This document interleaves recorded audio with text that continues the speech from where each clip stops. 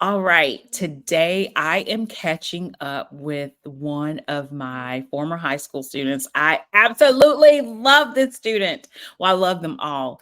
Um, his name is Miguel. Super fantastic. And I can't wait for you guys to check him out. Make sure that you subscribe to this channel because I'm going to be catching up with former students and we're going to be talking about all the things. And if you're homeschooling, you're a parent or you're a student, you can get there. And this student, Miguel, is super fantastic. I'm talking about he has had internal motivation since I've met him, and that was at the age of 14. So I'm going to bring on Miguel. Hi, Hello. Miguel. Thanks How for are having you? me. Good. I'm good. Ready to chat. Yes, thank you for taking time out to talk to me. I am so excited to see you. It's been a while, but hey, I just love it. I feel like we have such a great relationship. I can leave you for 3, 4 years and I can just say, "Hey, what you doing?" Or you send me something and I'm like, "Hey, Miguel, what's going on? What you doing?" Yeah. So before we begin, I did let everyone know that you're my former student. Mm. We met when you were 14, That was almost 10 years. Oh my gosh. It's almost 9 years now. Yeah. almost 10 years. And my former colleague which was also an educator too, Mr. Brass stated that you were one of the best dressed of all Oh, times. You showed up the way you needed to be respected amongst mm. your peers, amongst adults. And that is something that's the first thing that we saw was just like, wow, Miguel is put together. He means business at 14. I try my best. I try my best. Yes. But not only that, um, throughout me, getting to know you, you have such a passion for STEM education, your where you come from, who you are. I want to talk about all that good stuff. I mean, we're just going to have us an organic conversation and we're going to talk about some really cool things that are going on with you. And I just want to catch up with you to see how life is. Please forgive Miss Naima, she's going in.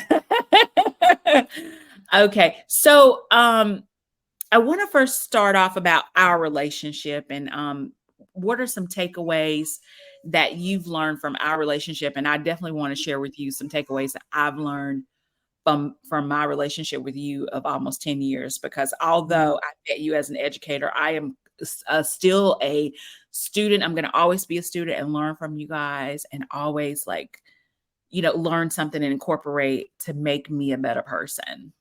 Mhm. Yeah. I mean, I already have two takeaways that I think have come about. And the first one informs a lot of what I do today. Um, Oh, yeah, no, yeah. And I think mainly you have taught me that teens or young people literally can do anything just as good as an adult. It's just about empowering and providing resources.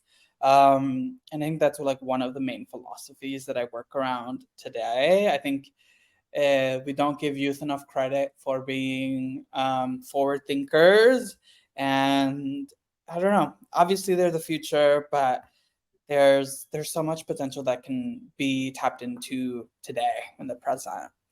And then my second takeaway, I feel like, is that education can be anything, right? I started in museums through the program that you used to run. I learned that I really enjoyed teaching, and then I went to grad or to undergrad for education, and I realized that like I don't know, maybe school teaching isn't for me, and perhaps I have some gripes with how formal education is mhm, operated in. And I don't know. I think that's also why I think about museum education and like mhm. non-formal education, because I feel like a lot of that has been a lot more successful than even schooling in formal public and private schools. You are so right about that. One thing is teens, young, I mean, we don't need to just use teens to go pick up this and bring it to me, go pass out papers. Mhm. No, you guys have genuine, very amazing ideas that we can incorporate and Mhm. make things better. Um, you're also in the thick of learning and know Mhm. what works too at times. Although I've been in it and I'm an expert at my field, there are still some things I'm like, oh, I didn't think about that. Let's do that. And Mhm. so for that, for example, you actually led one of our STEM sessions. You led the chemistry portion of black and white, the photography, using the dark room. Hey, listen, I did not even really know how to use the whole equipment, but you did. You are such a avid learner for photography and passion for it that you helped us bring this course alive. We actually co-taught together. And Mhm. that was students really wanted to get involved. And although Mhm. you were their peers, they looked up to you, Mhm. I which mean, was that's so true. I mean, if we want to connect it to educational theory, that's what Vygotsky theorized years ago, that we need peers and we need folks as leaders who we can trust and, I don't know, appreciate. Because I think I would agree too. People did look up to me, and I think it was a little self-serving, like where like I was like I feel confident in myself, but at the same time I felt very, I don't know, it felt really great to be able to share that knowledge that I had just by being in other youth programs with the people that Mhm. I know. I don't know. I think it was actually incredibly empowering that you all even allowed me to do that. Because there's very few museum education programs where we would just like hand over a whole like section of the program to a young person. Well, that was my belief in you, and that's kind of one of my theories. You don't do that for everybody, right? I didn't do that for Right, right, everybody, right. but I know that you in particular were going to go off and do education. You're passionate about people Mhm, and people understanding things. And not only that, the second takeaway that you talked about was, the gripe with formal. mhm, You can do a lot more informally because you're not adhered to this crazy mhm. standard, taking tests, all of this. You can learn a lot about yourself and you can be a little more, what's the word? Not controversial, but you can be a little bit more honest where you're Yeah, not and exploratory, I think, and creative. Yeah. absolutely, where you're not saying, oh, well, I'm going to take this to the superintendent. Well, Mhm, hey, the answer's no, you can't do it because of these reasons. mhm. Or you need to be held to a standard because, society's going to hold you to a standard. Right. And so, And in the same way, I do think there is a place for formal education, right? I think a unified, like singular pedagogy or curriculum is really great. I mean, everybody always quotes like schools in Sweden and Finland about being like the most incredible schools ever. Um, but I think just generally the way we have developed schooling in the US has been incredibly dysfunctional when things go awry. There's so many things that have to go perfect for it to work. And then especially with the yes. pandemic now, like we're seeing like a huge developmental delay in all young people. And that is making the education system feel very stressed. And people are failing students and people are just pushing students who aren't ready yet because of this like idea of a linearized education. Um, yeah. So let me pause there Yeah, yeah, because yeah. let me pause there because I didn't really, I just talked about who you were when I met you at 14. Mm, mhm, I need to talk about who you are now. Let me mm, just kind of brag on you just a little bit, which I'm just so excited about. One thing that I think is unique about you is not only are you a STEM educator, you are an artist, a Mhm. visual artist, you're a cultural worker, um, and you are talking about decolonizing educational practice. Mhm. That is something you're passionate about. You work in underserved communities in Chicago, and you have your bachelor's of education from DePaul, and you're pursuing your master's at UIC in Illinois, still in the city here, which we love to have you because I'm telling you, you're a force. Okay, I love this, and also you are just really, really engaged in the youth and Mhm. in your community, which I think is fantastic. So I just wanted to just stop and pause and say, this is all that you've achieved since graduating. Mhm. Yeah. That's No, fantastic. I feel like I've been going nonstop forever, and then things are starting to accumulate. I look at my biography every time, and I'm like, oh my gosh, can I take a break, maybe? No, no, because then it's going to be boring to you. That's so Life is true. going to Yeah. be boring to you. It's going to be, no, no. And there is work to be done. I think Yeah. um, the effort to create a more liberatory education is going to be nonstop for the next like 300 years. So, Yes. um, we'll see. But yeah, so I guess a little bit on that. I do call myself an artist, educator, and cultural worker, kind of thinking about the three different ways that I split up my Mhm. discipline. Um, because on top of being a STEM educator, an arts educator, I don't know, I like the idea of just calling myself an educator as opposed to a teacher because You I, are an educator. right. And I think it's like I think anybody can teach anything, right? If you Mhm. know enough and you can It's take an notes. art, though. It's an Right, art. right. It's an art, and you have it. Not everybody can teach. That's also true. I think it's there's a lot that goes into being able to be an educator for sure. Mhm. Um, but I think I don't know. I feel like with enough passion or I don't know, deep enough relationships, folks can definitely take away a lot. Um, Especially if you have like if you're just like an older person who has a young adult in their life that they're mentoring. Like that's even one way of thinking about education. Mhm. Um, but yeah, We yeah. need that back. We need that. One of the things that I see, and I'm starting to follow a few people on TikTok that has this idea too, like, and I'm listening to parents, and I understand their frustrations, and I understand teachers' frustrations, right? Because I'm kind of looking at it twofold, being that I kind of went into informal, and now I'm more of like an educator, Mm, consultant, I call mhm, myself an educator too, right? right. Um, when you talk about liberal education, right? I want you to kind of describe what you mean by that, because Ah, kind of well, so interesting. definitely not liberal education because I think there's a lot. I think what we're currently living in is a lot of like white liberalism and it infiltrating into the education system. But I'm thinking more about liberation.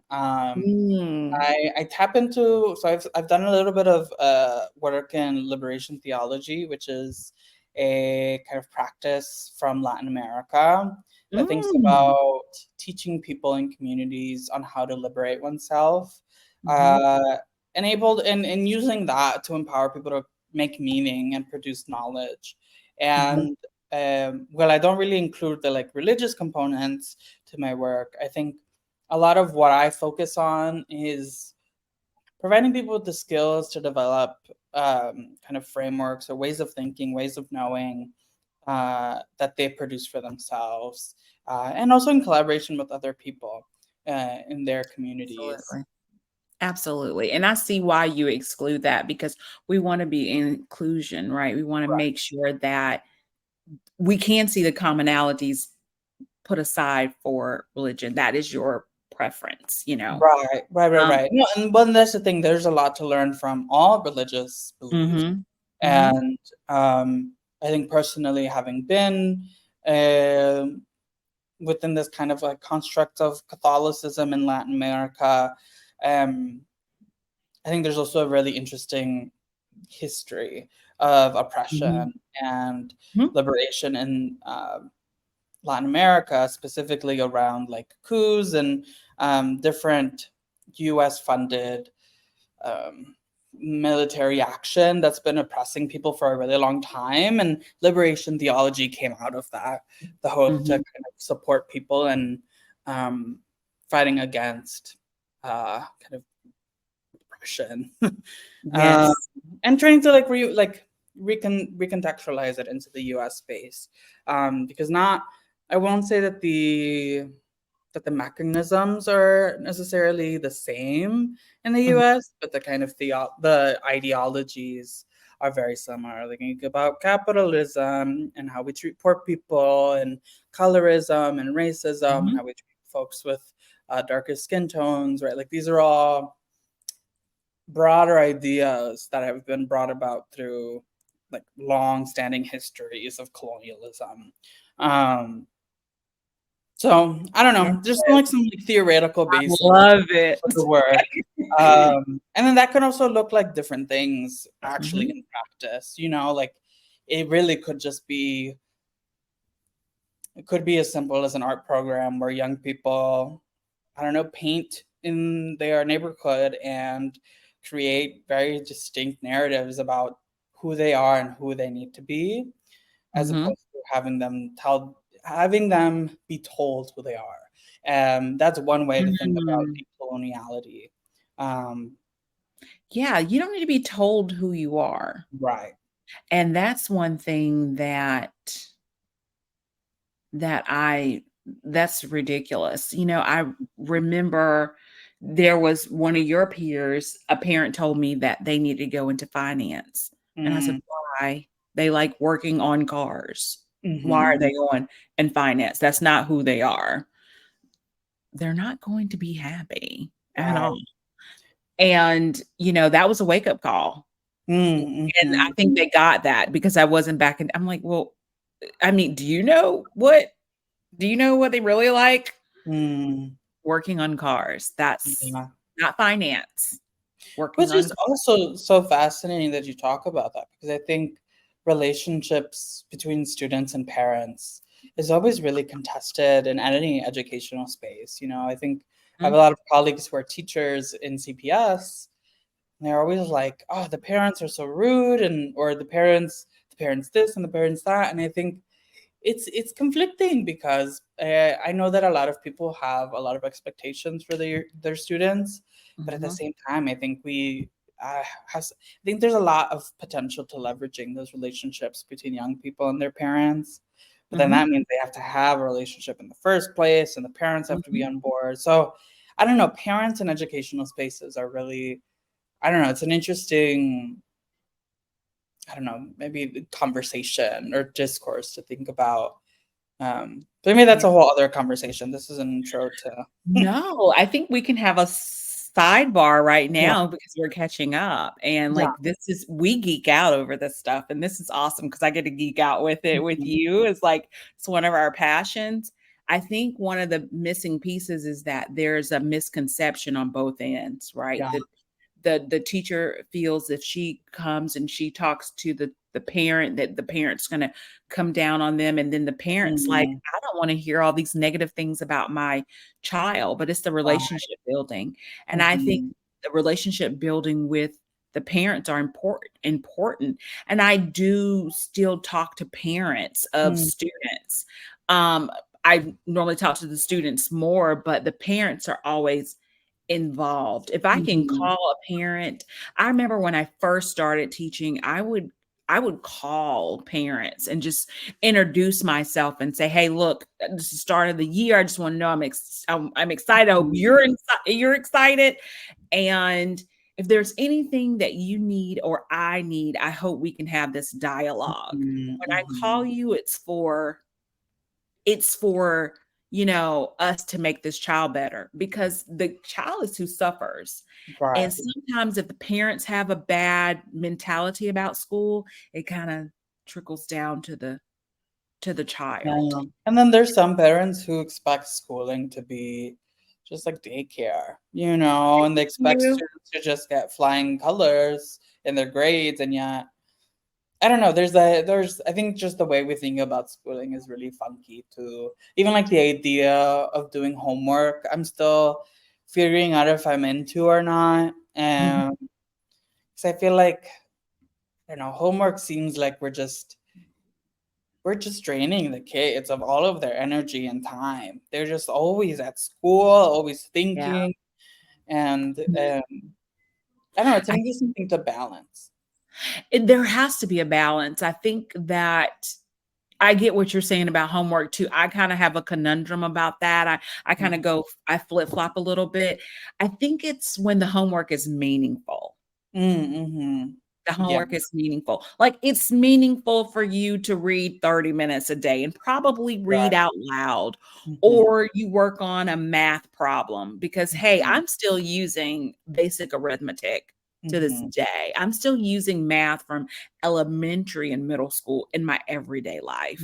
Like, Mm-hmm. going to the store, finding the better buy, or, Right. comparing prices or multiplying. If I have 5 items and they're $2 a piece, I can't go 2 plus 2 plus 2 plus 2. I'm going 2 times 5. Mhm. So it's just like those concepts. But I think sometimes what happens is we have to figure out what's effective and what's not. Mm, They give mhm. you busy work. And I think, I've been in situations where I'm working for someone and I'm like, this is just busy work. Yeah.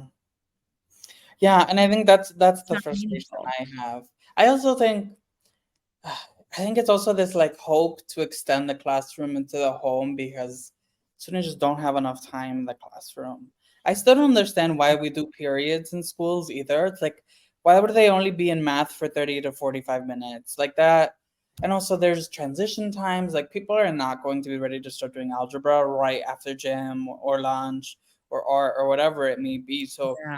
really that's cut down to like 25 minutes, and then all of Mhm. the actual thinking ends up happening at home with homework with no assistance. So That's yeah, true. I think yeah, I guess it is just figuring out the balance or like creating really meaningful and creative ways Yeah.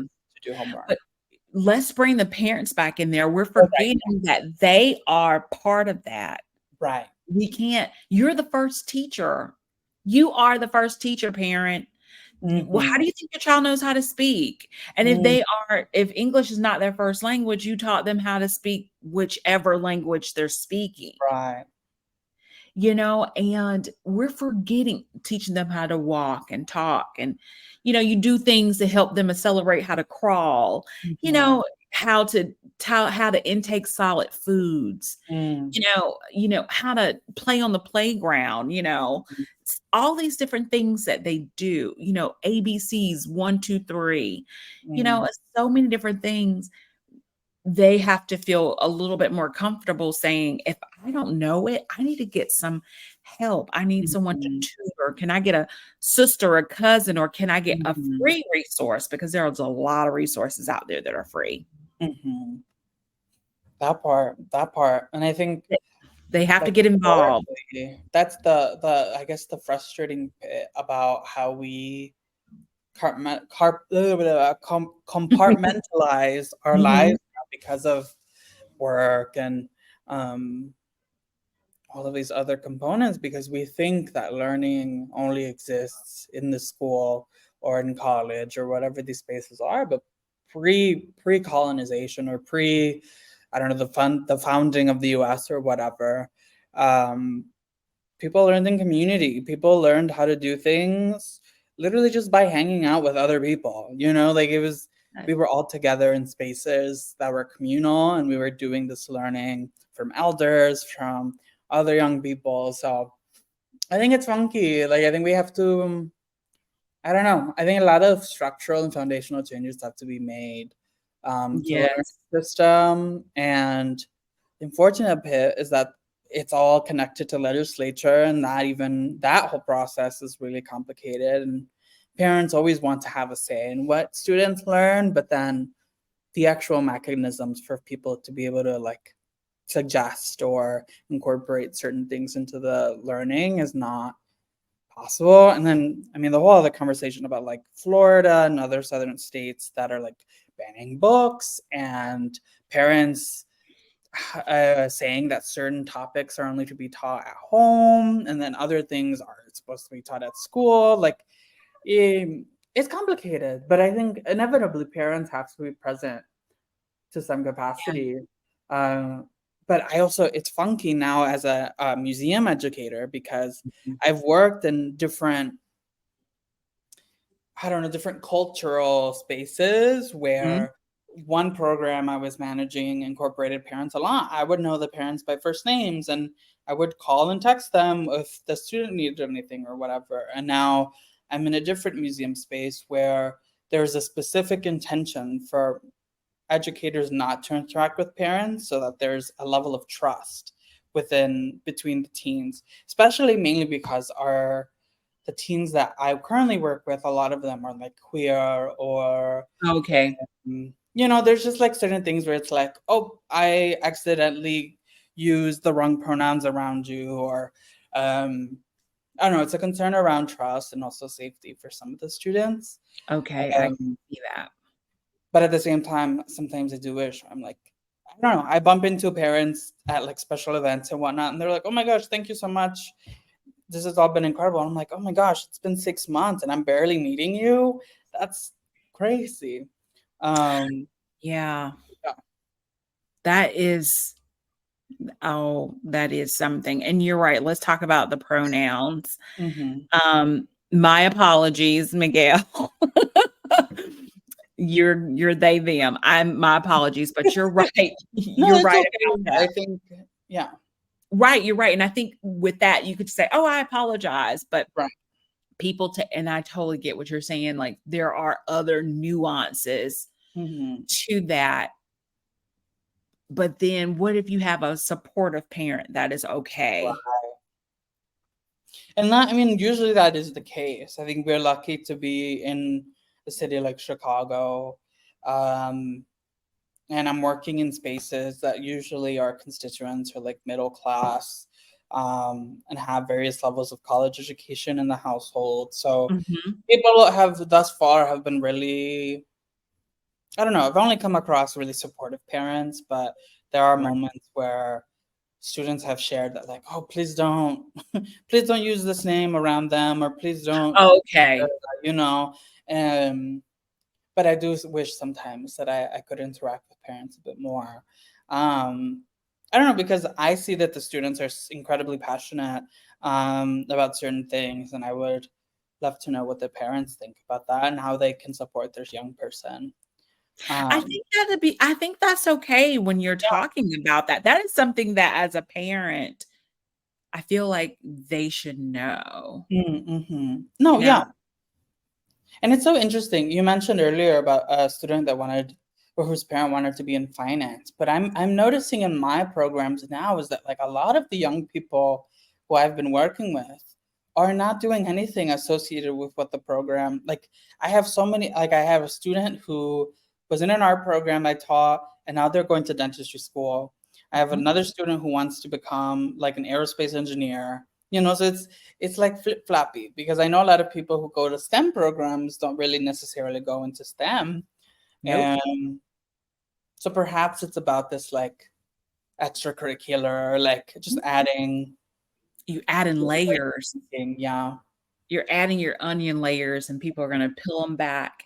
Because listen, if you could do STEM, you could do anything. Right. You really can. It's so many of you Hmm. that are not in STEM, but you have such great foundations that you can kinda take pieces and concepts in the way that you systematically do things and apply it to whatever you want to do, because it's in everything. Right.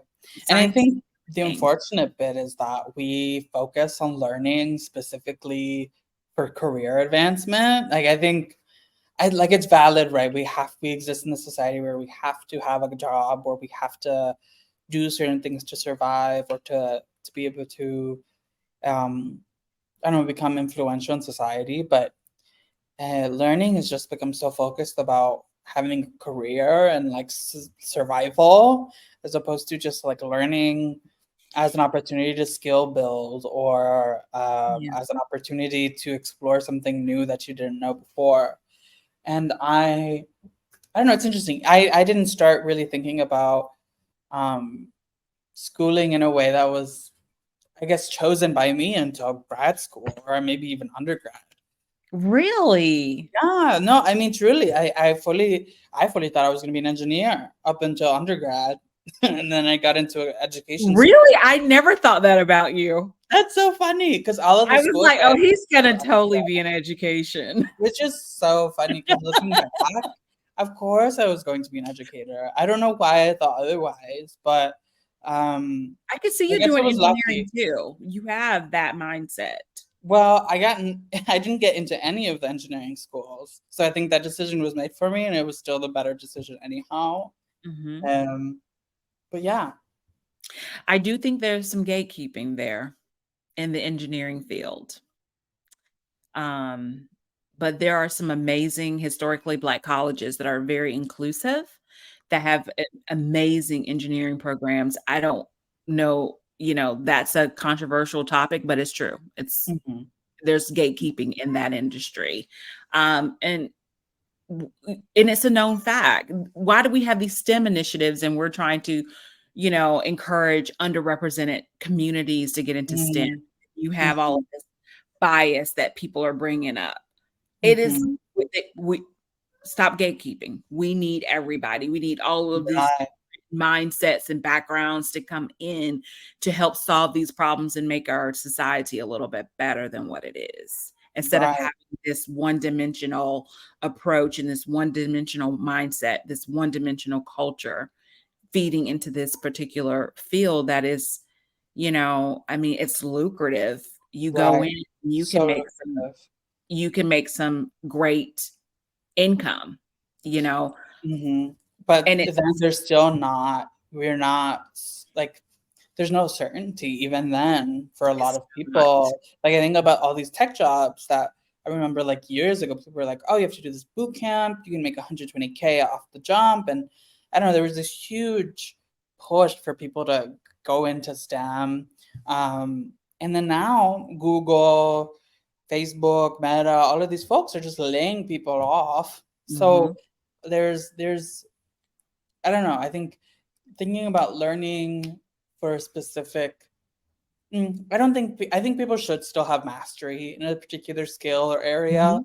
but I think only having skill in this particular area is a little bit too, I don't know. Risky. It's a really risky, I think. Yeah. Which is why I think I appreciate interdisciplinary education because Yeah. I'm like, there's no reason people should only focus on STEM or only focus on art, right? I think that's another issue with the current education system, is that we're thinking about students as one-way thinkers, that Yeah. that they're an art student, or they're a science student or a math student, and then they go up into college and then they never actually engage with anything else after that. um Especially a lot Mhm. of people in undergrad tend to like complain that they're like, oh, why do I have to take these history classes? I am a math major. I Or love why, history. like, My there are things that it's things that's important to know, Yeah. um Mhm. but, Also, Miguel, I think it also stems from, intrinsically what you're interested in. Also, how you were raised, right? mm, You know, it's so crazy. I look back at my life and I didn't really realize how much my mother loved movies. mm, But honey, she had DVDs. She had a collection mhm. of DVDs. She had a library. You had to check out a DVD with her if you wanted to borrow it. But she'll like, you had this DVD at this time, bring it back. I say all that to say this. Never knew she was a movie fanatic. Like she loved Mhm, movies because she had a book in our hands all the time. No, no, no, you gotta read. You gotta mm, read this. Oh, you want magazines? Let's read this. Let's do this. Let's do that. You read, read, read, read, read. I'm like, wow. As I get older, she reads less and she watches a lot of movies, and like that's her thing, but she knew she had to like instill that in us, right? And then also my history came from home Mm-hmm. because it's in books. Right. Well, I mean, even that, there's histories that have to be told at home that are not being told at school, you know, Absolutely. Absolutely. especially So now that we're banning books in Florida. But I know Illinois just passed that we are not, we're banning books, which I think is perfect. That's great. I don't think we should be banning any books. no, Um, no, but because you do have a freedom of speech, right? right, right. And there's also a lot to learn around what not to do. um, You. So we won't repeat it again, exactly. Which but I we're think gonna repeat is, some things. yeah, that part. Because we wanna hide behind it, and we don't wanna teach, and we wanna teach the wrong things. Yeah. Wow, that's a lot to unpack Mhm. because I can remember my niece, my youngest niece, was in 4th grade, and her teacher said that the Africans that came over were indentured servants. Mm. I said, "Oh, okay." Oh, yeah. Interesting. Okay. So they weren't kidnapped, huh? Okay. So Not at all. they They were like, chose "Let's to come go, over." actually. Yeah, no, they yeah, that's the kind of histories that I think fortunately are still being taught. I Yeah. know that there's still a lot of educators who um are still around and teaching that, but hopefully hopefully the younger folks can uh do better. Give me 1 second. I have to Okay.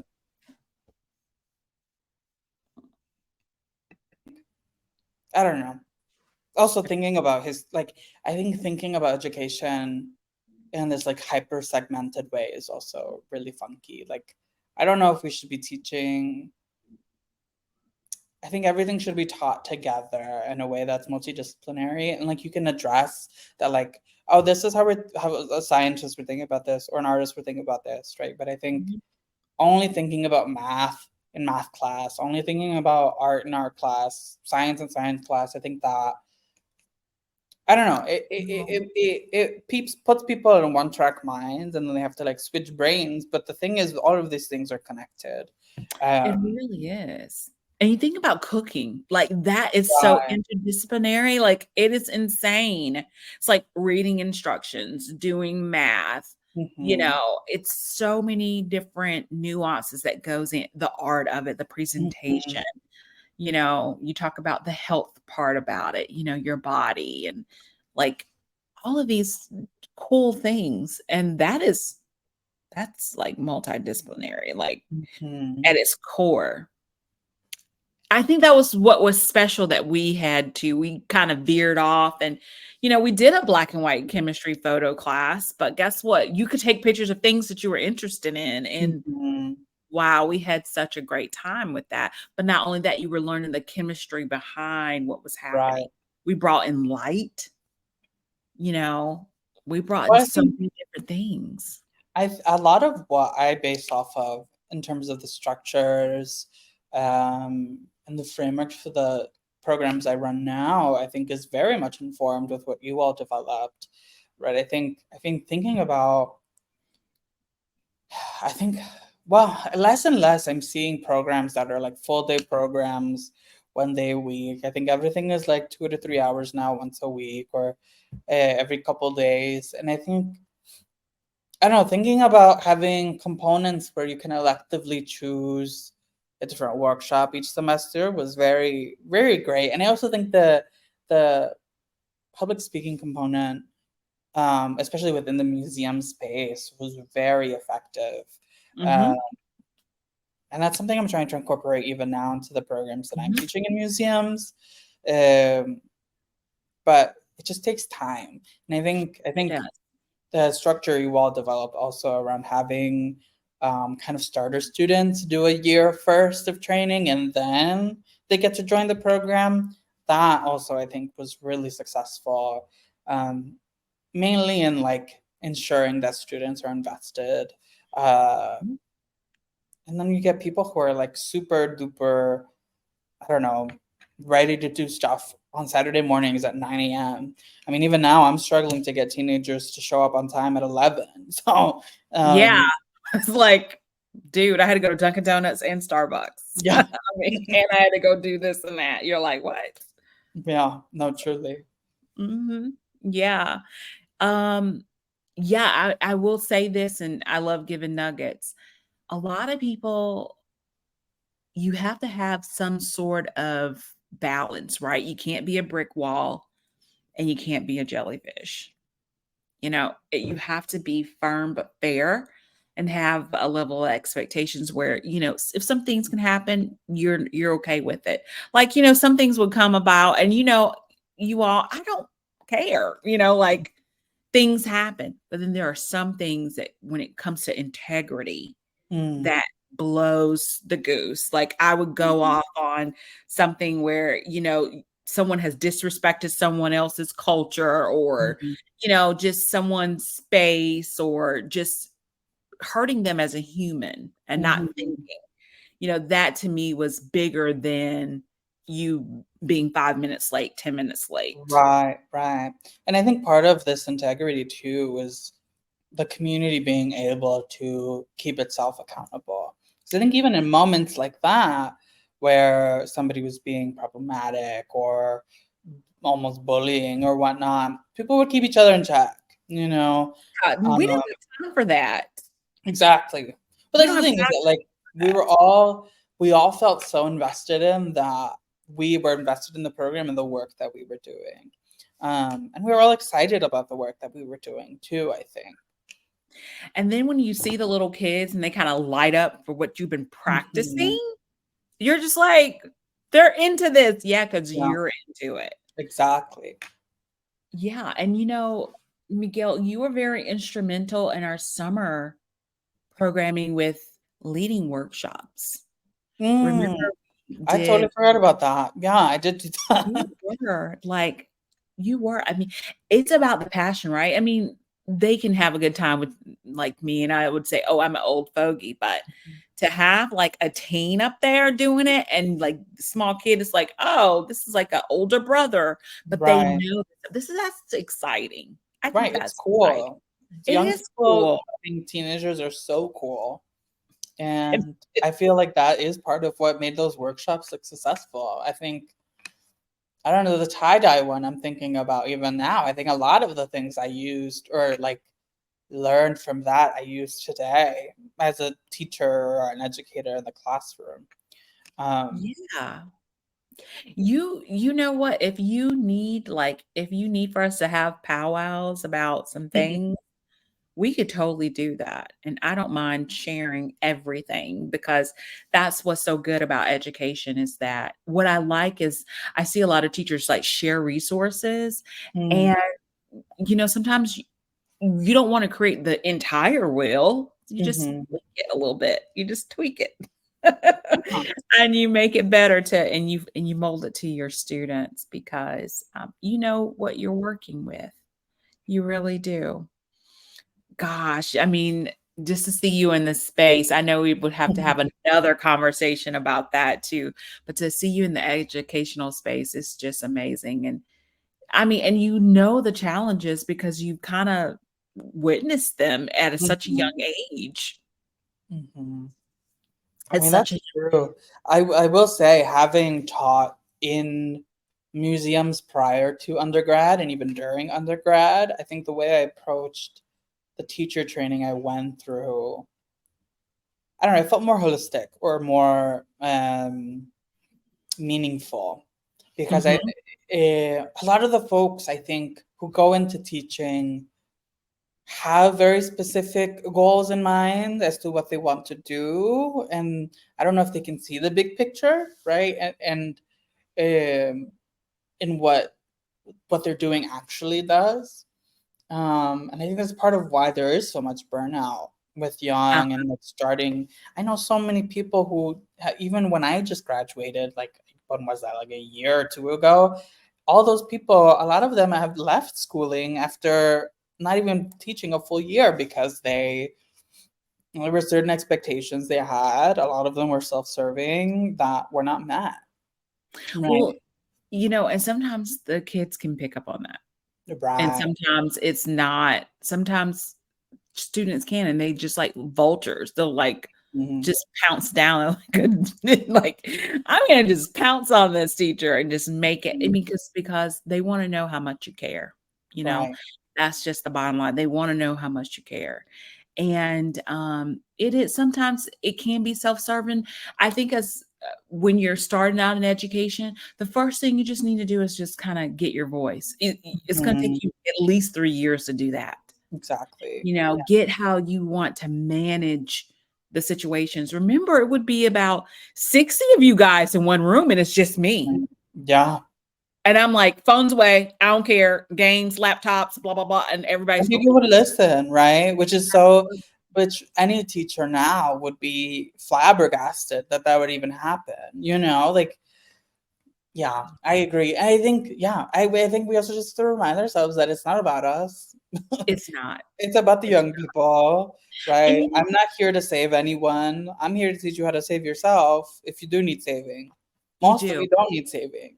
Yes, but we're not gonna take the disrespect. We're not gonna take Exactly. you, being physical. So those are just boundaries. We're just not Mhm. doing that. You're not gonna be calling me all kind of names. So those are just boundaries that as a team, you will not do to me and I won't do to you. Mhm. Those are all So things that are like there's a lot of like ideas about what's developmentally sensitive and like what teenagers can know and whatnot, but we have seen it in that program at the museum that we were at. I've seen it in other programs where like we expect so little from young people, no, like not me. exactly no You're going here. You might be here, but when I'm finished with you, you're gonna be right there. exactly, and usually they do Yes. because we do invest in them and we demonstrate that we do well. First of all, we trust, but we also know that they are potentially like they have potential. Everyone has Mhm, potential in whatever area it may be. It's just like feeling empowered to be able to do the work and develop mhm. those skills. You remember when we had the summer and we would do the shows, right? Yeah. I had one student that got so furious. I think you probably know. I think you were in the room with this. Got so angry because they did not they did not do their lines and we was going to be on the next day. Mm-hmm. And I'm like, "You're getting paid. This is an internship, Right. and you don't know your lines." There are consequences to that. We can't just say, Right. "You know what? So sorry." No, no, there's consequences. You're getting paid for this, and this is what we're supposed to do. So Mhm. upset, cried, came to me. I said, "Listen, I'm sorry. High expectations. I Mhm. expect you to have those lines together tomorrow. Right. You're gonna feel better about yourself. You're gonna feel better about yourself." And Mhm. delivered. And Right. delivered. And they And did. I don't remember who this was, but I feel like we rarely had any issues with those plays. But and that's delivered. yeah. It was fantastic throughout the entire summer after that and came back for more. I was like, "I love it." Because, I mean, it's really about how you can push yourself. I'm just the cheerleader, right? And I'm Mhm. just setting the expectations. I'm bringing the other part, this expertise and all these other things. But I think the first 3 years, to me, my 3rd and 4th year of being in education was a light bulb. I go, Mhm. "Oh, this is Mhm. what this is kinda about. I need to listen to kids, but I also need to be firm but fair, and I Mhm. need to make sure that I'm consistent and the things that I'm talking about is fun and Mhm. engaging." And even if it's not fun, I can say, "This is not fun right now, but this is why we need this." Right. I can Why is talk it important? about whys. Why is it important? Mhm. And I did do that with you all, and y'all were like, "Okay, we get it." Yeah. But yeah, like, it would be 60, 70 of you at a time. They're like, "Oh my god," and people were like, "Oh, we can do it." You can't do it, but you can try because you have to build yourself up to that. And I think first Mhm. years think that they're gonna be like veterans. Listen, kinda get advice from veterans, but you're going to have to get your own voice too. But that first Mhm. and third year is all about finding that voice, Mhm. and once you got it and you just tweak it as you go along, it's going to get better and better every year. So true. And also the teaching programs are great and whatnot. I know the one I did at DePaul was incredible, but that student teaching even is going to be completely different than teaching in an actual classroom. And I think that's part of also why I chose not to go the formal schooling route, because I even just like the structure of like being at the school from 6 in the morning to 5 p.m. every day. I don't. It's not sustainable for anyone, right? It's And then sustainable. with pay that's like just barely Not. equitable. Like I think we. Oh, I mean, clearly we're underpaying educators for the amount of work we do, and we don't have enough resources. Um, and there's still a lot of expectations, and especially post pandemic we're expecting a whole generation of people to be able to come out of this pandemic with the support of like half as many teachers. Hey, and that's an epidemic, and And that is an epidemic. people are putting that underneath the rug. So we need for parents to support these teachers within classroom by adhering and making sure that their student shows up the way they're supposed to. Mm-hmm. You know, they know Johnny is a mess at home. Johnny gonna be a mess at school, but you can say, "Hey, little Johnny, um, don't go to school being a mess like you here. You're Mm-hmm. gonna have some consequences." You know. Yeah. And I don't know. I think it's always a blaming game as to Yeah, whose fault is it that students are behind, or literacy is like an all-time low, right? Like it's a communal effort that I think people forget about. it And I also think is. a lot of administrations and schools are just they're creating metrics for measurement, or or sorry, assessments that are less about teaching and more about proving something. Like it's just I don't know, proving something to the state or proving something to other Absolutely. schools. Absolutely. Um, Or doing like a facade. It's kinda like, their speed date, they're going on these it's kinda like they're doing a Tinder profile or Humble, Bumble, whatever mhm, dating site is. They want to show their best selves, but in between they have these students that they need to suspend that's wreaking havoc on the population of students. So mhm, instead of saving 29 out of the 30 students, you wanna save 1 out of the 30. That's creating mhm, the havoc. mhm, No, let that person go and, get themselves together so that they can get that second chance. mhm, Come back if you can come back and do the things that we want you to come back and be part of the community of the school. But we're not doing that. We're so focused on those 1, 2, 3 behaviors that we mhm. just lose everybody else. And that's not Yeah. right. And I think also the way we think about discipline or disciplinary action is really carceral. Like I think about like school to prison pipeline, everyone's favorite word or phrase to talk about, but then never actually thinking about ways to address or shift things. Because I think suspension is a great opportunity for people to get resources and maybe a couple sessions with a therapist or whatever they may need. Yes. But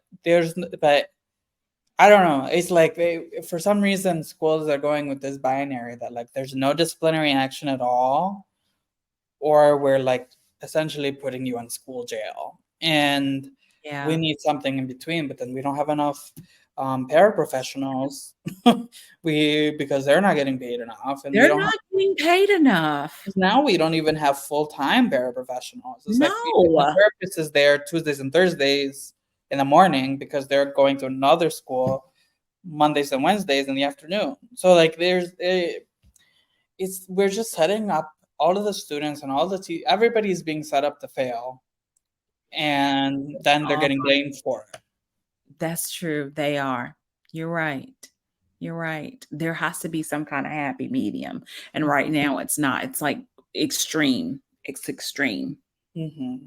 All of Because it is also extreme. I think like even the language of like suspension and detention, right? I think that is very problematic for a lot of young people, right? Especially for communities of color, right? There's this idea that like being instilled into students that they need to be disciplined for behavior, which is just replicating what it's like to be in society and committing a crime, whatever that is. And it's just I don't know.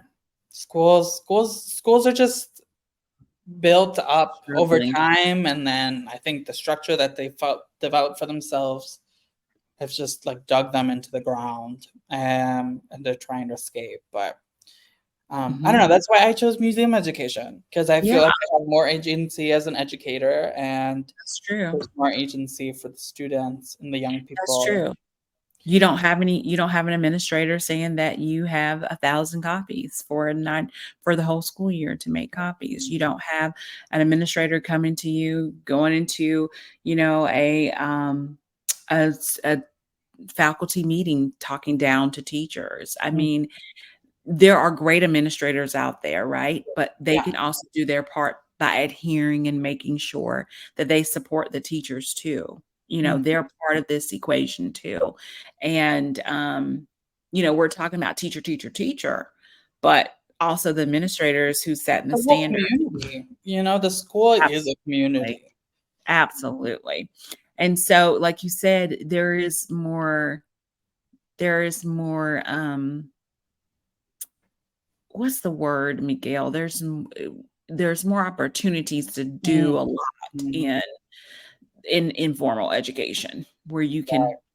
kind of help and complement what's going on in the school. And that's what's important too. Everything can't happen in school.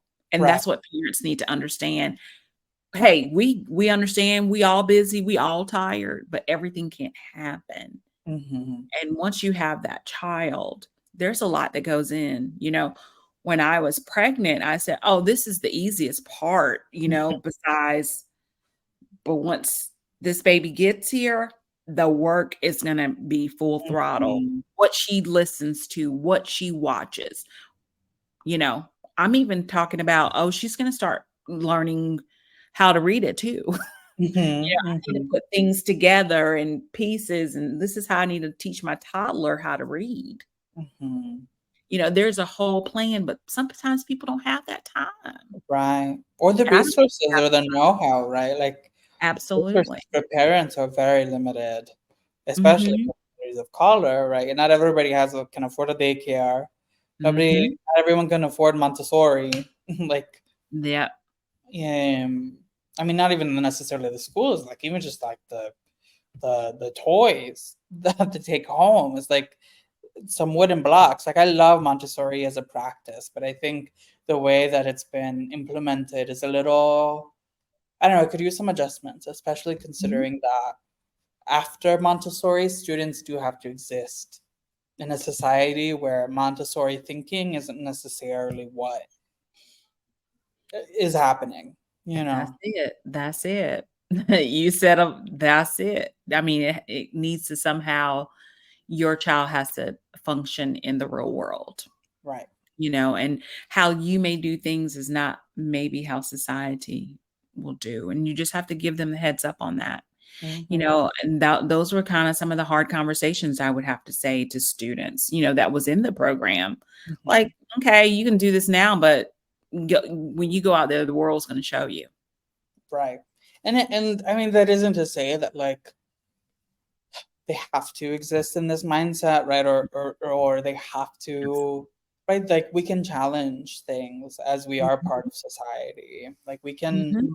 we can try to implement or like take a step back and tell our people to be like, actually, hold on, because this is what I learned when I was in Montessori, and I think this is the da da da da, and this might be better. And then that's how we develop as a larger scale community. But I don't know. It's a lot. I don't know. I feel like with museum education in particular, um, I mean, wow, museum education also is just like a very new field. Like it's. Mhm. I mean, it really only started in like the '80s, which is what Mhm. like 50 years now. Like we are. in schooling has existed since the beginning of time. It feels like, or at least Western schooling is closer to Mhm. like back in the Greeks. But um, yeah, I don't know. I also have a lot of students who end up going like, oh, in these 5 weeks that we were in the program, I feel like I learned more in this class than I've ever in school, which I think is both like really affirming for myself as an educator, but also like really worrying. Um, because I don't know, sometimes I'm just like, we just played games for 5 weeks around certain topics like that. Yeah. um, That's how you do it. It's fun, right? And they learned. But that's the thing, right? And I also know that there's this whole discourse within the museum studies field that like we should not necessarily think about always engaging people and like this whole edutainment and entertaining people. But at the same time, I think I don't know if you aren't going to be able to make it entertaining. I think it still needs to somehow become meaningful. Like I'm, Yeah. I think the word engaging, when people hear that, I'm for that too, right? I believe that I don't need to make everything as a song. I'm not that Mhm. teacher. Right. By all means, I think that's awesome that they make raps and songs and callbacks, and I can't do that. That's just not my jam. Like Mhm. that's just not for me.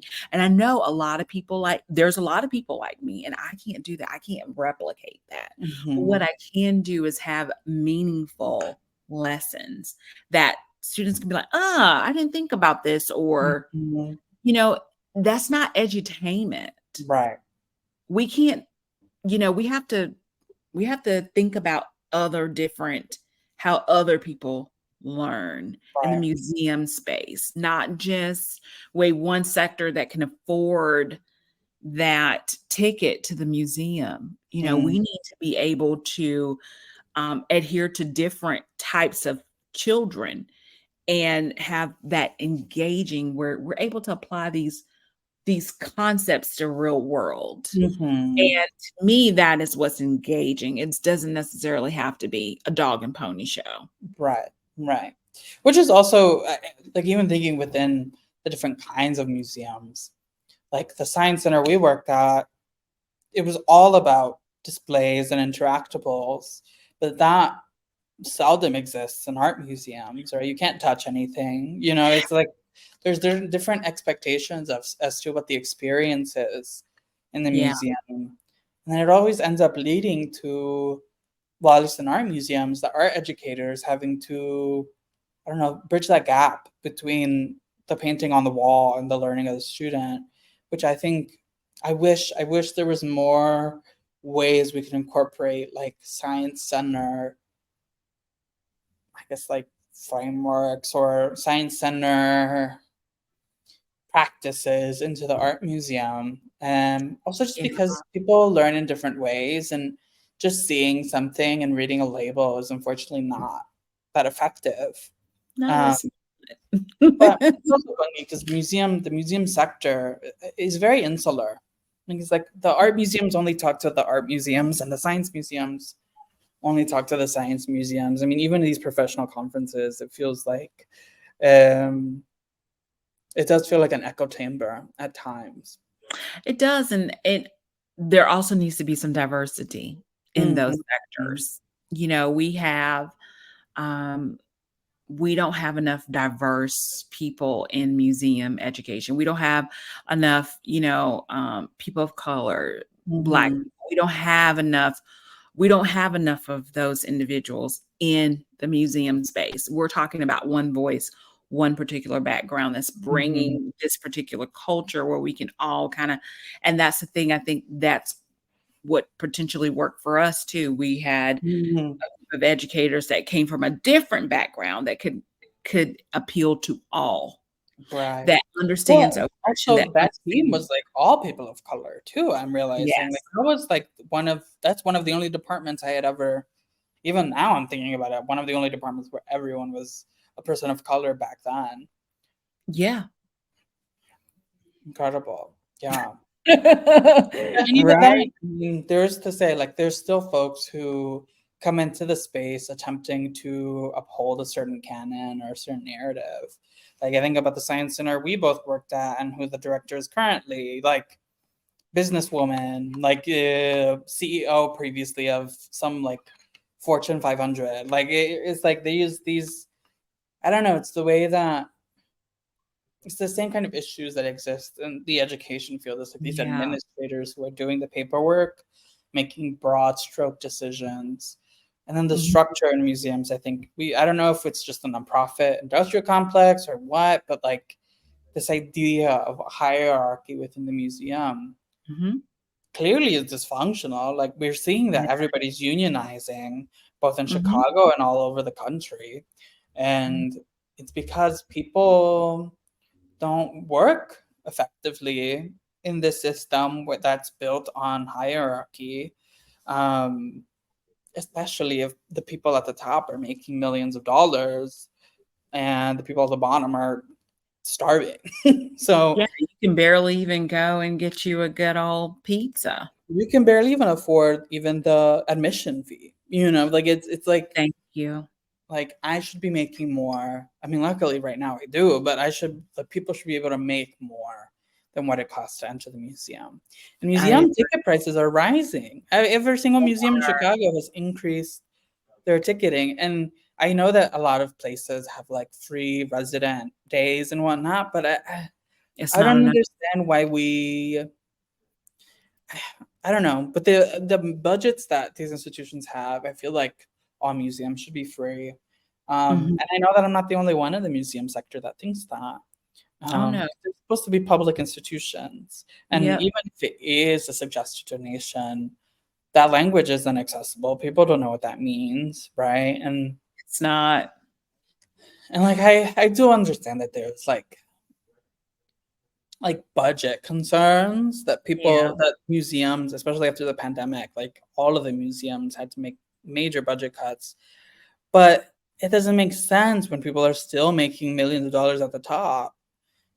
They're And making it insane, and then they're making decisions that just really affect a lot of people's lives, and they well, don't and quite it puts understand people it. in harm's way, especially during the pandemic. Like there was no reason for museums to be reopening in the middle of July of 2020 when the only people that were in the museum that were going back were the admissions people, which were the only people who were BIPOC. Like these are the communities that are most affected by the pandemic that we're bringing back into the museum and risking their lives so that people can look at some paint on the wall or to touch some displays and who knows what. And so it's funky. It's funky because I also know that nonprofit, the structure that we have in the museum world in the US is completely different in other countries. Yes. Mhm, mhm. Yeah, I ended up going to a museum in Florence, and, there was 2 families ahead of me that's actually well, they weren't ahead of me, they skipped me Mm, in line. So, I went to the art museum in Florence, and why am I drawing a blank? That's because we're talking about geeky stuff. Drawing a blank, but it's one of their famous museums. I was like, "Okay, gotta go to this." The 2 families cut me off. The admissions people saw me and was like, "Come here. mm, You skipped her. You skipped her. She wants this opportunity. Come on. mhm, Go." I was just like, "Absolutely." I was like, "It's just amazing." Like, and you would see that in the museums here where you have people that are just entitled. mm, mhm. Just, like, take over and say, and just like, Hey, I'm here too, wanting to do the same thing." Just wait till your turn, Mhm. and, if it's not for the admissions people, I mean, they keep things going, and Right. people just look at them and they But these are the people who run the museum. Like these who absolutely. make it happen. They make experiences happen too, Mhm. because if it wasn't for them, I wouldn't have had the chance to even experience, because right Right. after that, they stopped. They stopped the line, Mm, and the people had to wait, they had to wait, and I would have been stuck. These 2 families skipped me, and I just would have been stuck there for an hour or so. But, mm. like, they make things happen. Truly. Oh my goodness. I mean, So talking about much. gatekeeping also in the museum world. Because I also think the idea of entitlement in the museum is really fascinating. Because Oh, like from the museum end, there's especially for like natural history and history museums, there's an entitlement to objects, there's an entitlement to yes. artifacts, an entitlement to knowledge, really. And I don't know, it's definitely there because of the voice that is being used when they're presenting these objects, the narratives that they're telling, the canons, like there's clearly some either gaps in who's working on these things or there's like unconscious biases that are Of trickling into course. the museum experience. Of And course. the problem is Where's that the because diversity of curators? exactly. And because why? Yeah, no. And then I don't know, museum visitors when they come to museum, they don't really they forget, or I think the way museums present themselves, it's very easy to forget that people are in charge of presenting whatever is happening in the museum. Yeah. Right? We think museums as these like objective spaces where the objects are truth and like that Mhm. narrative and story that we're being told is truth. But clearly, that isn't the case Mhm. when I mean, even down to like the admissions. It's like we are keeping certain people out, even by the language. Even if we Absolutely. technically are accepting everyone and have opportunities for people to come in for free or during certain days where they have like tours for people like that, there's still a lot of language and expectations around what the museum experience is. And I think that's where museum educators and other staff that do the work in person at the museum on the floor are facilitating. You're exactly right. Wow, that's a lot. It is a Um, lot, yeah. I mean, but you're exactly right. The eliteness, if Mhm. I'm even if that's a word, I think it is for now. We'll have to look that up, and I'll have to, like, it is No, a word. The I'm eliteness. sure that the like no, I would say that these places are very elitist, right? I think Very, very, I very. mean, there's a reason why they use certain words, big words. I know with writing labels, you're supposed to write at an eighth grade level, but there's only a few museums in Chicago that do English and Spanish now. And a lot of them are only doing English and Spanish labels because other museums are doing English and Spanish labels. Um, yeah, Wow. It's called accessibility, people. which is so fascinating. I also think about like accessibility. What is accessibility in the museum, Mhm. right? Because Yep. I think right now we're working in a system where we're making accommodations Mhm. for what we have. We're tacking on things to make it more accessible. But what we Mhm. need to have is to have that accessibility in mind from the jump and how we're creating and developing things for the Wow. museum. You know Um, what, Miguel? Oh, I'm sorry. I didn't mean to cut you off. I was gonna give you an example, like how we were bringing accessibility.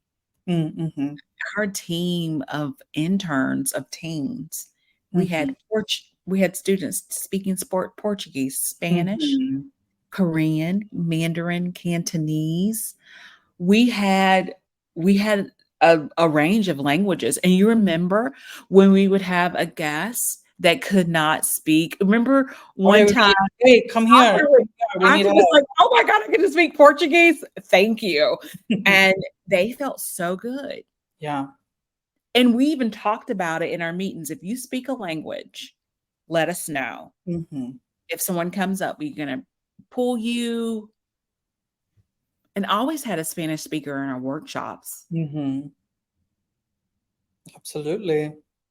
And that's one of the solutions is Yeah. having a diverse and included group of people working on things. Because even if they were there, right, and we didn't do the inclusion component to be like, hello, if you have the skill, let us know. Like if it was just us being like, oh, we have all these people who speak different languages, that is the difference between diversity and inclusion, right? We are empowering people to feel comfortable and I don't know, successful enough to be able to use these languages in these spaces for other people, as opposed to Mhm. just having them there. Because if we weren't there supporting people to do this in different languages, then it's likely that we wouldn't, those folks who didn't speak English would have left without knowing anything anyway.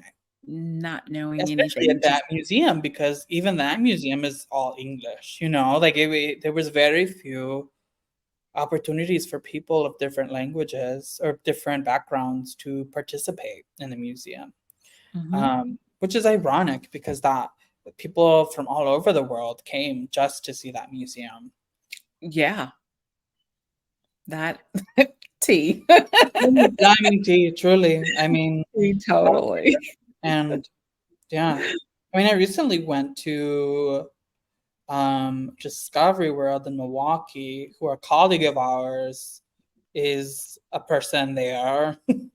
And I thought it was a really great. I thought it was a really great institution for what it was. Like it wasn't. Wow. It felt like it wasn't taking itself too seriously, but it was definitely still like instilling a sense of awe, and I don't know. It felt accessible for sure. And it's also interesting because science museums are more geared to families and young children as opposed to like art museums. So that's a whole other thing, is that like who are the Yeah, audiences it for these is. spaces? Um, yeah. Wow, well, I'm not shocked. I'm That's not shocked okay. That colleague was really great. because, honey, that colleague was doing some heavy hitting things. So I'm and had a very, you know, good mindset when it came to having a very good diverse team around Absolutely. to Absolutely. to He bring was in. one of the reasons I felt empowered in the museum too. He found opportunities for me in the museum that weren't Mhm. there prior. And I remember he like even like got like I don't know, some sort of stipend to pay part of my tuition, which was like incredible for a minoritized person who needed to do an internship for their school. You know, like it's That's I don't amazing. know. It's like advocacy is Remember something that's really important. And I think museums use the word advocacy a lot, but then they don't, I don't know, they don't have really clear ways that they're being advocates, like in that moment where he was pushing for me to have an opportunity, right? Like that's advocacy.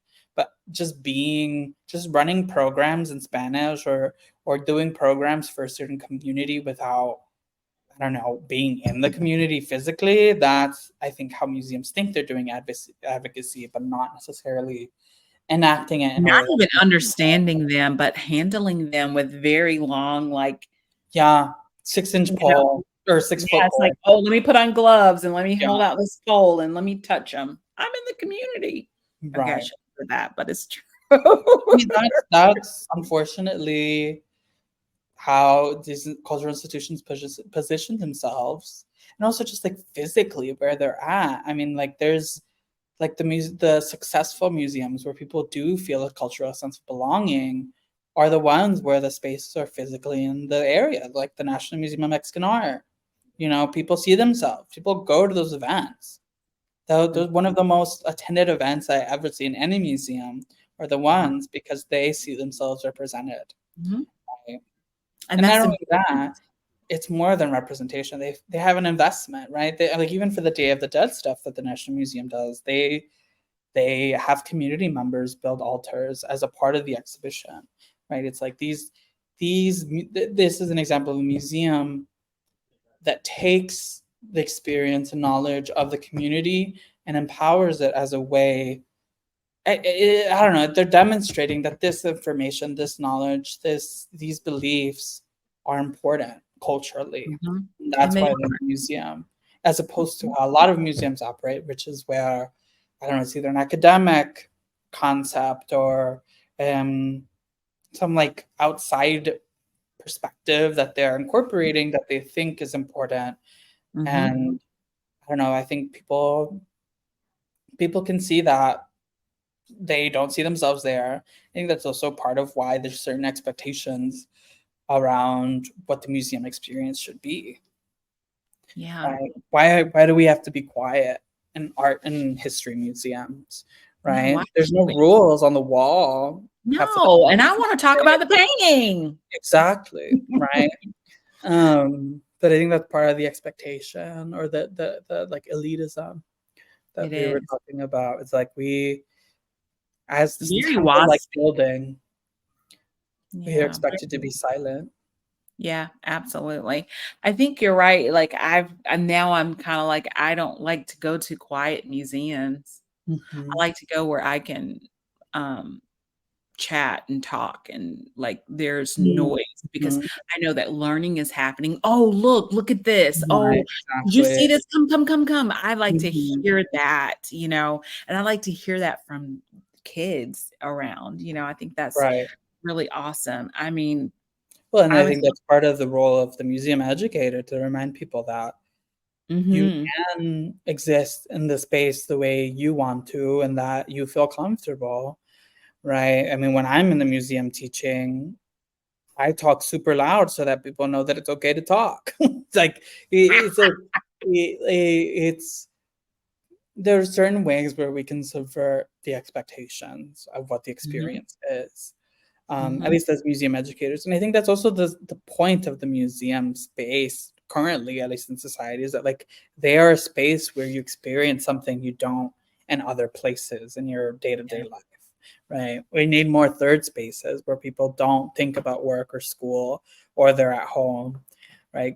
Areas of convening. Like I feel like museums have the potential to be work more like community centers, but I think right now they're just really stuck in this idea that they exist as repositories for objects, collections, data, information, you they're like know? hoarding. They're like Yeah, hoarding. that's I mean, that's really what it is. It's cultural hoarding. Yeah, And yeah, also like what are like who's making the decisions of what to hoard, right? absolutely, There's so absolutely. many collections now in different Mhm. museums, libraries, cultural institutions, but there's so many communities that are underrepresented within those collections. Really. Um, And who's telling the story? I think we should get the people to tell the story, like you said. Um, people of Mexican heritage, they are doing the thing. They're showing they know. They're bringing their mhm, expertise and building this exhibit. mhm, Versus, you may have someone that's not even part of the culture that don't understand right, and they're missing the mark completely. And you see exactly. that. You see Right. that in major And that isn't museums. even to say that you have to be from a particular community to represent them in the space, right? That's Yeah, the that's importance of true. co-curation and collaboration, right? Like Mhm. there are certain ways that museums unfortunately do have to operate because of just like systems that are in place around how to collect objects, how to put up an exhibition, how to produce all of that. And I think what we need is for museum workers to exist as liaisons between cultures and these spaces, until ultimately we do have the capacity and the workforce to be able to put a more diverse and inclusive group of people in the museum. And albeit I do think that museums are a Love lot more liaisons. diverse. Like they what happened? I love that, liaisons. Come Oh on now. yeah. That's a great that's okay, go ahead, God, I'm sorry. No, thank you. But yeah, and it's also funky because I think when museums do have community liaisons or whatever, they end up putting all of that kind of like emotional and cultural labor onto that one person, which is also not good, right? Mhm. Um, because then how possibly is community engagement only going to exist when one person is funneling the information from both sides? That's true. That's true. Well, I'm gonna have to go and, Okay. no, no, no, no, no, no, we're not concluding. I'm saying Oh, oh, okay, okay. I'm gonna have to go to this said museum Oh, and, sure. um, because I know with this I know with our person that we're talking about, I'm pretty sure that, they're really hitting the mark and kinda crossing I's and dotting T's and making changes for all these things that we're talking about to happen, so that's Right. awesome. Well, and also something that I think I appreciate about him too is that he is incredibly, I don't know, down, I don't want to say down to earth, but Oh, he is. there's like, I don't know, when people become leaders in cultural institutions, there is often a moment where they become detached from the staff or the even the community that they're in. And I mean, when I went to visit, I just like sent him a text and I was like, hey, can I come visit? And he was like, yeah. And I was like, oh my God, great. So excited. And then when I went, they were like, oh, it looks like Brian put, oh, sorry, but it doesn't matter. That's They don't okay. matter. It looks like he put some tickets on. So it sounded like they like knew him personally, right? So it's like, I think, I don't know. I think I wasn't able to like chat with them because they were out of town, but no, I think it's good. I think obviously Oh there's always my God, I'm so like, excited. Do you no. know, I will say this, there was moments where he would have to go and do like, I guess some administrative things, but there would be a conflict where he would want to be with the teens and Mm, that would like he would be like, "No, I don't want to do this. I want to be with the teens. I want to, like there will be like we have to change the schedule or if mhm. he necessarily had to go. It was just he didn't like that. He No, was like, well, and I "I think wanna that's be where it's happening and it's right. happening with these teens," you That's, know? and I think that's a part of why the work that he does is so successful too, right? Because I think a lot of administrations and museums tend to, I don't know if they want to detach themselves or have some space from the work so that there's less like emotional involvement or whatever it may be, but that's how decisions are made with the institution only in mind and not the people the Mhm. institution works with. Um, because I mean, like the reality is, right, that folks who work in museums have to think about the sustainability of the institutions. Um, but there's different ways of navigating Mhm. sustainability within the museum That's true. because, especially after the pandemic, I would argue that museums should have just taken a year off, kept paying people, and reorganized and like recuperated as opposed to trying to reopen quickly and letting everyone go and whatnot. Yeah, I don't know where that thought was going, but I It's okay. appreciate That it. happens to me too because you have a lot. You have a Yeah. lot of thoughts. Okay, I have this. Let me ask you this. You do have a lot of advice, and what I like is that you're working with the youth, and I know you're learning a lot about yourself in these moments too, and just in your everyday life too. So, what is a piece of advice or what are some compilation of things that you're kind of living by in your Mm-hmm. adult life Mm-hmm. Mm-hmm. currently?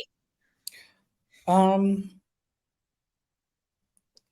I think I'm learning that a lot of the work I'm doing does sum up to something, right? I think for a lot of time I was doing a lot of work and not seeing a lot of results, but now I am. So I think, I don't know. I also think that there's a lot of ageism that I had to contradict or to fight against, right? I think people are always so surprised that I'm still 23 and have already done so much with my life. But Honey, you are out, doing and I think that's part of the like survival that I needed to do, right? Like I have to have a job while I was an undergrad and doing these work. And I also think that like if you are passionate about something, you do have to put your 110 in until you have enough opportunities and resources to where you can put 50% in, like it's and then obviously for folks of color and other minoritized groups like that work is compounded, but Mhm. um I don't know, I feel like I'm starting to see the fruits of my labor, and I think resilience is really important. That said, I people should also take a break. I'm burning out. So I You need a vacay, actually. I need like 5, truly. I think you should, and we should just go ahead and put that on your calendar. Yeah. Let's pin it Yeah, in I'm like, let me in pen it bold. in Let's go next Sharpie week. it Yeah, in. Sharpie, um, on my forehead, so I can remember. But yeah, no, I think that mainly is the thing, is that like Mhm. people are not gonna believe in you, and that's okay because you're just gonna do amazing work anyway. You are. Um, but yeah, I mean that's the main thing. I don't know. I feel like a lot of what I tell my students and the young people I work with is that like I myself is still pretty young and have done a lot of work, so it's clear that they can do it as well. Absolutely. Miguel, I knew you had it at 14. I knew it.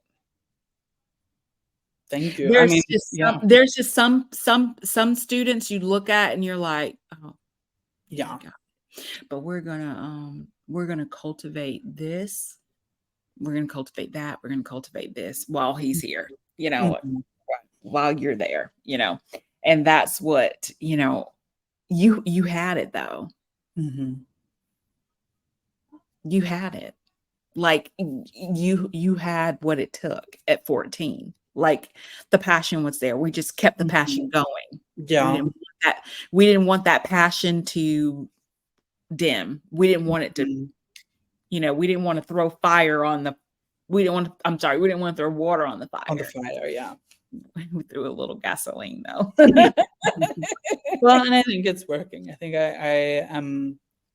I don't know. I think the drive I had then, I think still exists, but I think Mhm, now the drive is a bit more focused, right? I think mhm. clearly nobody knows what they want to do when they're 14, but No.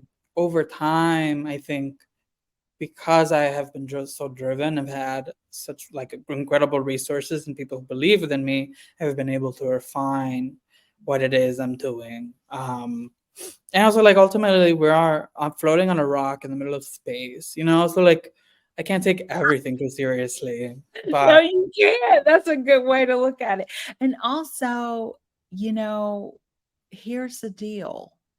Like you are going to learn from all of your right, experiences. exactly. And that's one thing that I love about you is that you'll take an experience and whether it's good or bad, you're going to learn from it and you're going to excel from it. And you always have. And I think you always will. And at this stage of your life, there's still a lot of growing to do.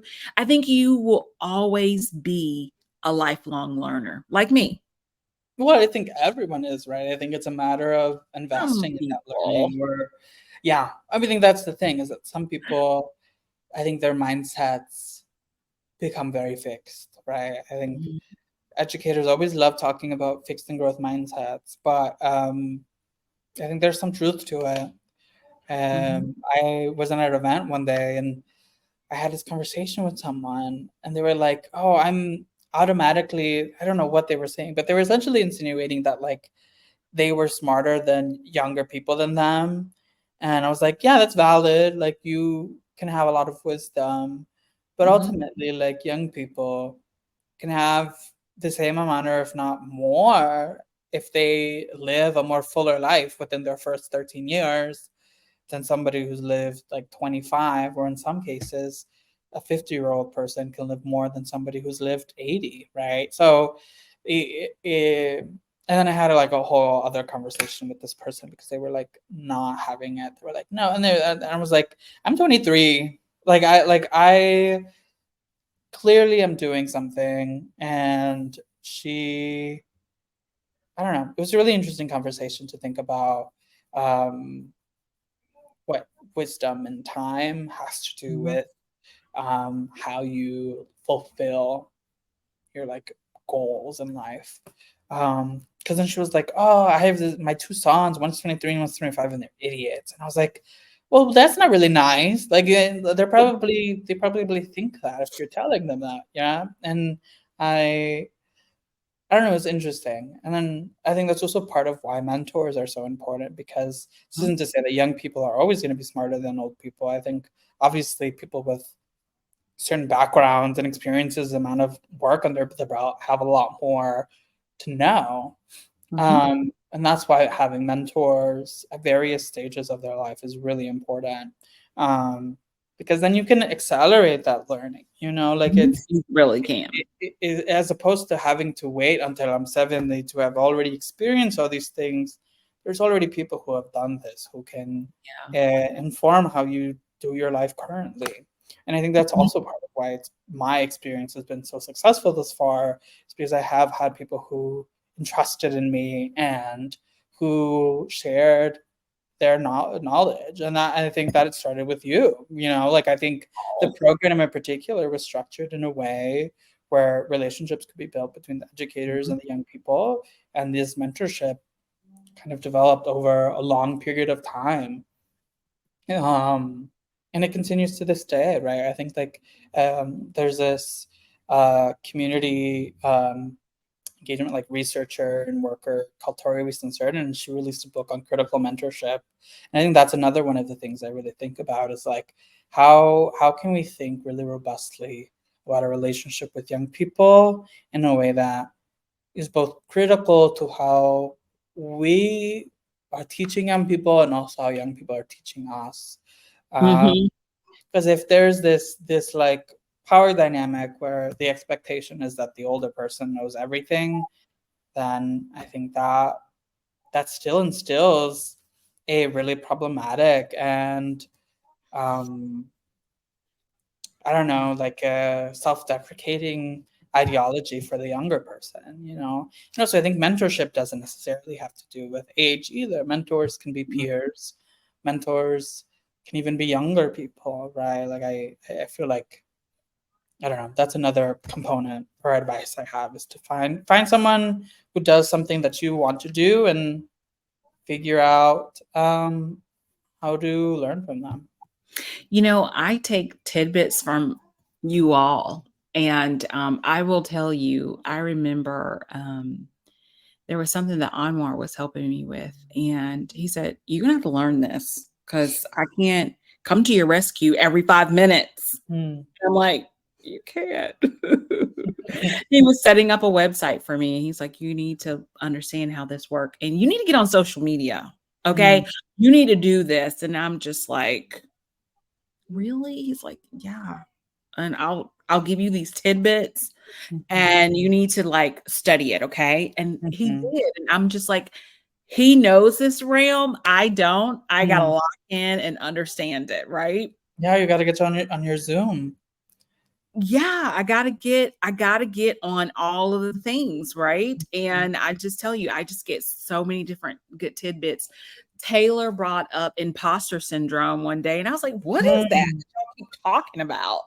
I was like, "Talk to me about this." Mm-hmm. 'Cause she kept bringing it up one day, and I'm like, "What is that?"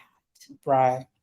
Well, and I And think that's the important part of having a mentorship that is critical in that way, is that like there's new things that young people know about that older folks are not gonna get until younger people are able. I don't know, and then there's like a trust to that, right? Like Mhm. you have instilled a trust in that relationship where they feel comfortable enough to share that you may not know something. Yeah. And I'm gonna tell you something, that is one of the biggest piece of, that's a that's something that I start off with any group of students that I work with. I tell them, "Look, I don't know everything, Mm-hmm. but we have enough resources out there that we can figure it out together, or Mm-hmm. even if we can't figure it out together, we'll figure it out."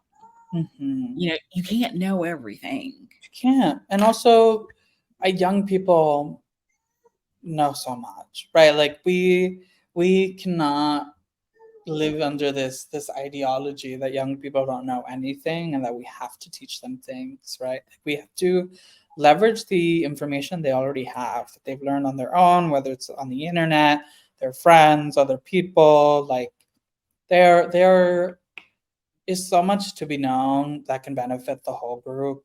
Mhm. And if we instill an environment that doesn't allow young people to share their knowledge, then that the whole hierarchy thing is happening again, where it's top down, and Yeah. people just don't work that way, and they don't like to work that way. That's true. That's true. You're right. It is a trust factor. And also, it's kind of like a belief system, too, right? Mm, You have to kind of believe in the youth. You can say it all mhm. day, but what you're actually doing is putting it in practice. You're Right. putting it in action. I got another question. Mm. What are you looking forward to in the future? It could be near or dear, or it could be, but what are you looking? I mean, I don't know what I'm gonna get from you, but it's going to be fantastic and amazing.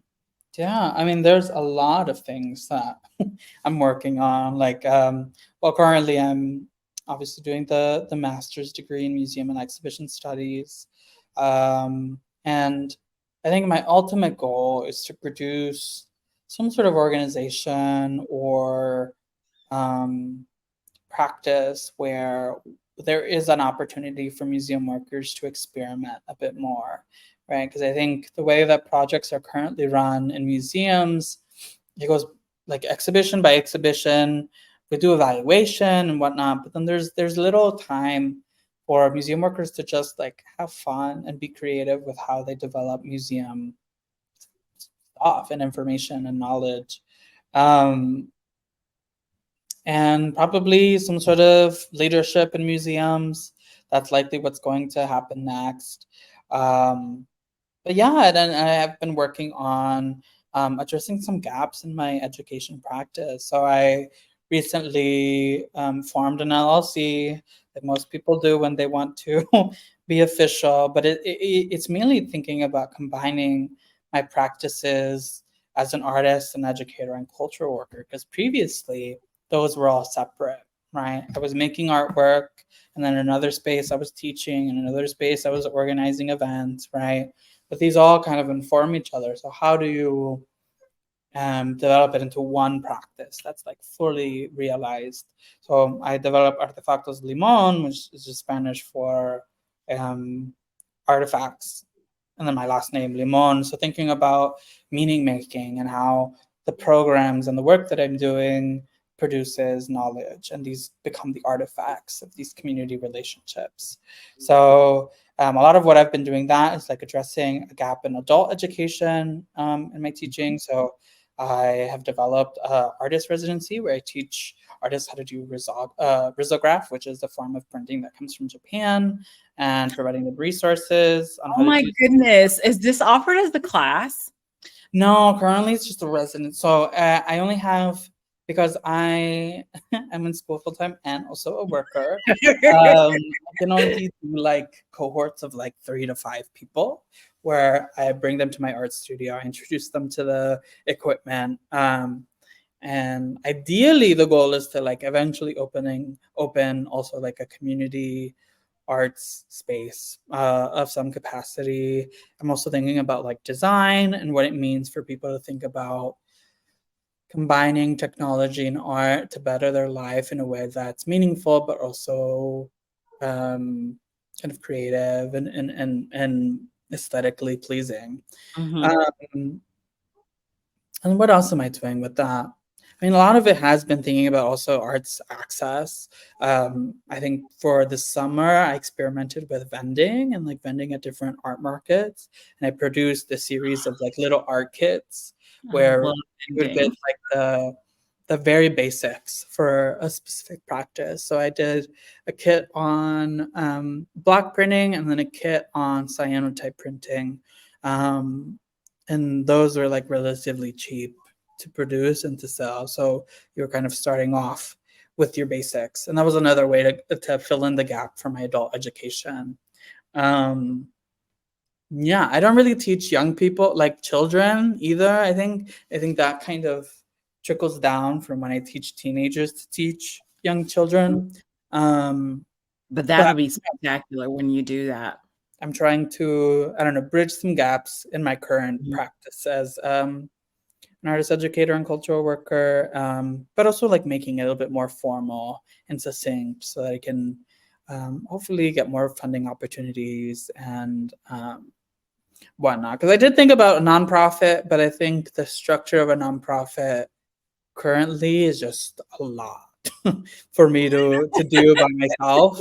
Um, and Yeah. perhaps I also think that like the general structure mandatory for Yeah, a nonprofit isn't necessarily that's functional true. for me, because even just the idea of having a board is really interesting. What does that mean? Who has to say in the work? Yeah, Uh, we're working on that too. Like with me, Marvin and I, mhm. we're still in the thick of that. So Yeah. So currently, I'm working as an LLC for my side projects. I recently curated a small show for the Suka Design Festival. I'm also currently doing a residency with CPS Lives, where I'm paired with a CPS school to produce a series of art projects with the students. For that, I'm bringing risograph and thinking about. Uh, can you send me info to that so I can attend Absolutely. it? Oh Yeah. my God. Yeah, so CPS with that one, I'm working with students to look at the history of printmaking in Chicago and how different social movements has used like poster design and publication design to support different movements. So I'm bringing a risograph machine to my alma mater, Peyton, to help them work on developing a series of like I don't know, posters or publications that teens are really interested in. Because ultimately, a lot of young people in Chicago are very interested in social justice Mhm. and also supporting the needs of people in their community. Absolutely. And then I guess another thing I'm working on as a part of my work at UIC in my master's, I produce Forward Museums, which is an academic journal. It started back in 2016. We just released our new edition. It's called Redacted. So, thinking about censorship in museums. Oh my God, can you send me? Yes, yeah, absolutely. And we actually just we did an opening at Buddy Chicago, or like a launch event at Buddy Chicago, which is the kind of arts access space slash store gift shop at the cultural center, and we did a panel, and that was on Lumpen Radio, which is really cool. But that so this we have an open call currently for that journal. It's all museum related. The next one is chosen is Power Potential, and the journal exists as like a part of a class in the museum studies program, and we get to teach people the process of academic publication. Um, Wow. yeah, let me think. What else have I been working on? Curation. Oh, and I guess I can talk about my research. A lot of what I have been doing is around Yeah. critical mentorship, Mhm, specifically for underrepresented communities in higher ed. I think 2 years ago, I did a research project on kind of like cultural identity and mentorship within Latinx female students in higher education. But I'm currently working on thinking about sense of belonging as a way to assess digital museum resources post COVID, um, which is really nerdy, but it's what the No, research I'm is. loving all this. Um, I've totally geeked out with you, like like, Miguel, we can literally sit down for yeah, hours and just go back and forward. yeah. Oh my Truly. But god. yeah, so I'm thinking about new ways of being innovative in museology and arts education, Mhm. and also community practice. Like, what does it mean for these institutions to be involved with the community in a way that's not only like reciprocal, right? Both parties gain something, which is something museums often do, but something that's making meaning or Mhm. supporting the like liberation of a community, right? Because I feel like a lot of museums also like produce relationships with community organizations, and then they become these one-off projects, and then sustainably the relationship with the community kind of dissolves after this Absolutely. project, so it becomes this Mhm, like performance. mhm. But I digress. I can talk about museums and education forever. Oh my goodness. Oh gosh. You know what we're gonna have to do? We're gonna have to do we'll have to do another catch up. Like Mhm. after you graduate to see Mhm. like what has manifested, because I know there's going to be so much work, right? Like I totally see you as a CEO of a museum, but because of your passion and so how you like to, it's kind of like you're really revolutionary, right? The That's way that the goal. I want you are. I have a I lot love of it. dreams for what museums can be, right? Because I think, I don't know, for people who work in museums, oftentimes we go into the field because we've had really transformational experiences within the museum. And I know, I mean, this program that I was a part of that you run was one of those like major Mhm. transformational experiences I had in a museum, because I could see the potential of the space being more than just a space, it being more of like a I don't know, cultural institution that cares about people convening Yeah. and producing culture. Mhm. Um, yeah. I could totally see that. I don't necessarily, I don't know just as of yet, depending upon how you feel, Mhm, because you have such a great mindset about change. Because sometimes a museum stifles that, right? They want to put you in a box, mhm, but you are like so outside that box that I don't really see that happening. And maybe you might create something and CEO of that, mhm. where it's Well, a it's compilation of all these things. But and I whatever think it is, it's going to be great.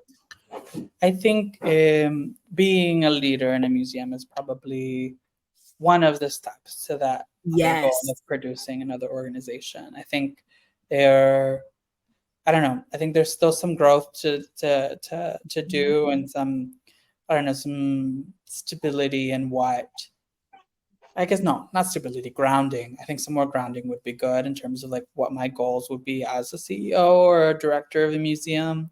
Because Mhm. you're right. I mean, like even like there is a structure to how a museum has to operate because Mhm.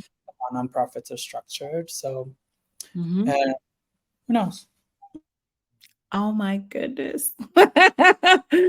Wow. I think we've caught up on some things, but we still have more catching up to do offline.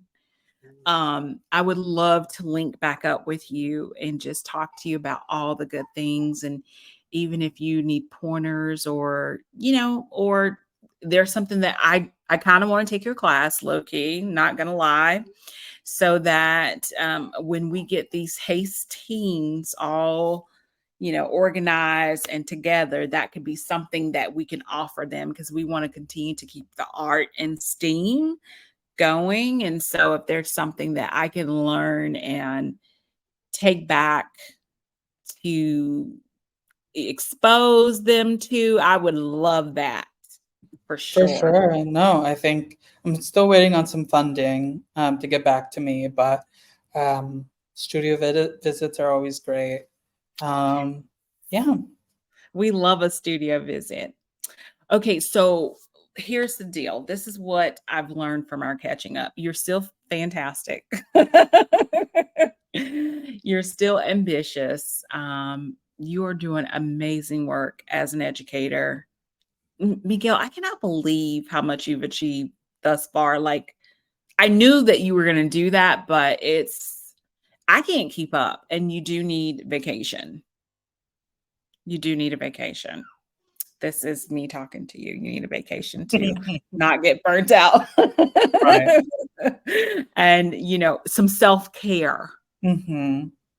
so maybe like a beach scene. I don't think a beach is your scene, is it? It kind of isn't. Ironically, I feel No, like it's when I not. go on vacation, I end up just going to museums. I But do too, but it's like it's my thing too. Like I have to check out at least one or two museums in the area. mhm, But yeah, because it does give you a chance to think and be, like, what am I gonna do next? mhm. But yeah, like I do see you doing a vacation, and I just look forward to the future and what you're doing now. Like you're really pouring back into students and people. And I kind of always knew you were going to do that. Well, I hope I'm successful. Well, I mean, for the most part, I feel like a lot of the teens I've worked with have shared positive feedback. So, Know it yeah, because but they know that you care. They know that you care, and, like, that's what it's really crazy, you really don't change who you are at the core of yourself, like, your values, your morals, you that kinda, like, that's concrete at, like, 17, around that age, and you really haven't steered away from, like, the compass inside of you. There will be, like, little tweaks of things, like, I used to like hot coffee and now I like cold coffee. But who you are internally, like, that stays, your morals and what you think is valuable. Most of the times that just stays with you. And you had it since I've known you, and that's fantastic. I do want to say thank you for catching up with me. of It has course. been fantastic, and hopefully, those that are watching will have some takeaways. And please, by all means, say hello to us. And if there's one thing that you've taken away from the conversation between Miguel and I, we would love to hear. We're going to be dropping this on this episode: education, life, ambition, goals with Mhm. Miguel. So this is not bye. This is Mhm. just see you later for another conversation, because we're probably going to have many of those and curate many other things. That's what I'm thinking from talking to Mhm. you. So we're going to just say bye bye for now. For sure. Thank you so much.